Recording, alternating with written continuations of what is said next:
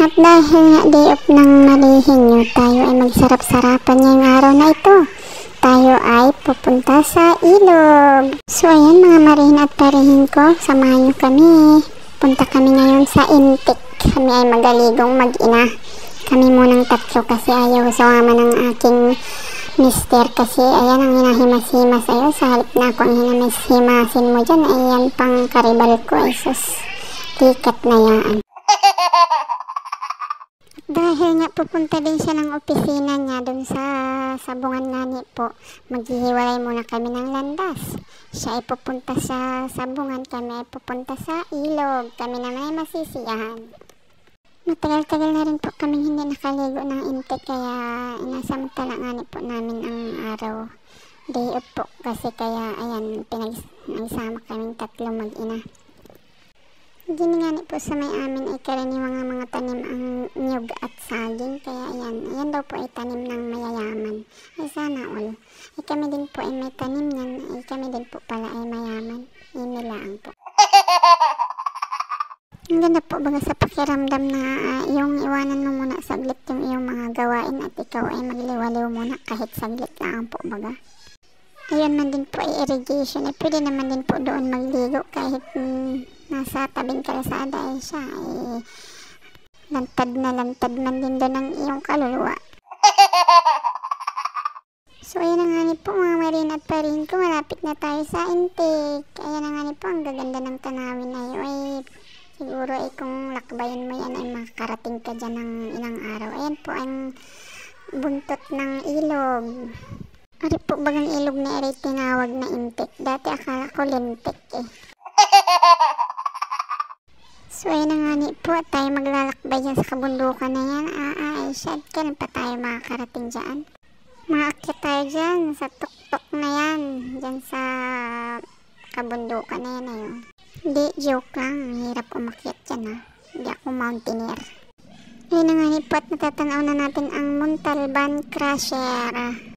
O diba, natatanaw na natin ang Montalban Crusher. Yan ay gilingan ng mga bato para maging buhangin. Yan po sila kumukuha ng buhangin para gagawing kasangkapan dun sa gawing kalsada at saka mga graba. At dahil hindi kasya ang motor namin, babalik kami, dun kami sa dulo, dun sa may malaking irrigation, dun kami maliligo. So ayan, tara na, samahan nyo kami dun. At mabuti na lang nga po, hindi masyado mainit. Ay sus, kung mainit ay siya, hindi pa naman nakapaglagay ng sunblock, ay tayo magiging negra niyan. Tayo sa ating destinasyon. Dito tayo sa Crusher. So ayan, nandito na po tayo sa Intik. Dito na po tayo magliligo. Sus Mio, nagpapakit pa yung inyong marihin. Ay, akala may cute, hindi naman. Pero at least maganda ang tanawin. Lakas ng agos! Wala, ang daming tubig. Kaya nga na maraming tubig kasi ilog ito. Ano ka na marihin? Ayan mga marihin at parihin, kami na ang naliligo kasi maaga pa. Mamaya niyan, patanghali niyan, marami na kasi maaga pa kami nagpunta dyan. Hari pong taas na ere po ay irrigation, hindi po nanggagaling ang tubig papunta sa palayan. So ayan po, nakslakas po ng agos, naalala ko yun yung alaga ko ay nagpunta dyan ay muntik ng malunod. Diyos ko po, Rudy. Hindi man din po ako magkaintindihan paghila sa kanya. Ay, ang lakas ng agos, pati ako ay tinangay na eh. Malamig! Buti na lang ang aking mga junakis ay marunong lumangoy. Ay, daig pa yung inahin eh. Ako po bagay sa totoo lang, hindi talaga ako marunong lumangoy. Pag yung mababaw lang, lalangoy lang. Pero pag malalim na, Diyos ko po, Rudy, baka ako yata ngayon na. Napangunahan po baga ako ng takot ko.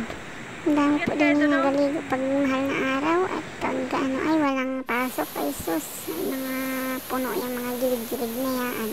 At kahit tinilang po yung sa liblib na lugar na yan ay magaganda po ang tanawin dyan. Diyan nga na po ako nagrarampa ay yun lang po baga nga akin ay katuwaan lang po baga. Yun po bagang isang beses lang po sa isang linggo makapagliwaliw ay minsan ay hindi pa, nandun po baga sa bahay. Kaya ayan, para man din baka na nakawala man din po sa turil. sa mahal na araw, siguradong dadayuhin na naman yan ng mga people dyan kasi ang ganda-ganda ng magligo din, ang ganda maglaba. Dati nga po ay nadayo pa kami din ng paglalaba. Kahit man po sako-sako ang adalhin mo din ng labahin ay talagang magpasawa ka na maglaba. So ayun nga po, maraming salamat sa panonood ng mga video ko. God bless us all.